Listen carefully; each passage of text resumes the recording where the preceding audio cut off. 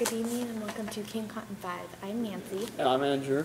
And on tonight's agenda, we are going to our reporter on the plantation to hear about the slave trade that happened yesterday. Also, we will continue our talk from last week about slave resistance and tips to control these Africans. Stick around after the commercial. Oh hey, I didn't see you there. I'm the Cotton King. I just wanted to tell you that you should come down to my cotton farm, also known as Cotton Kingdom, and you should check out these great bales of cotton that we have. It's the best cotton around. And we're back, and for our first report, we go to Mary on the plantation. I am here on Rick's plantation, where it has been recorded that in yesterday's slave trade, Rick was the highest buyer with 27 new slaves. He will now tell us the importance of choosing a slave to come here to the Cotton Kingdom. Yeah.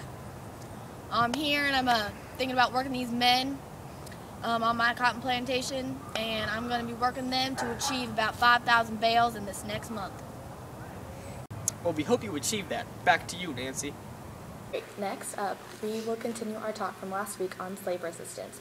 We have been told slaves are getting amped up, and slave rebellions strike fear into whites, owners everywhere. Tips to control your slaves from letting them get out of control is to enforce drastic punishment on them when they try and run away. And remember to call for help if you see an African out after dark. It is against the law.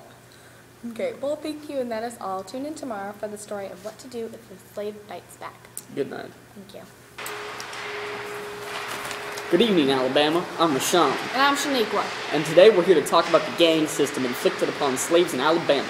Most of us know the gang system is unfair for slaves due to the enforcement of high labor hours thanks to the drivers.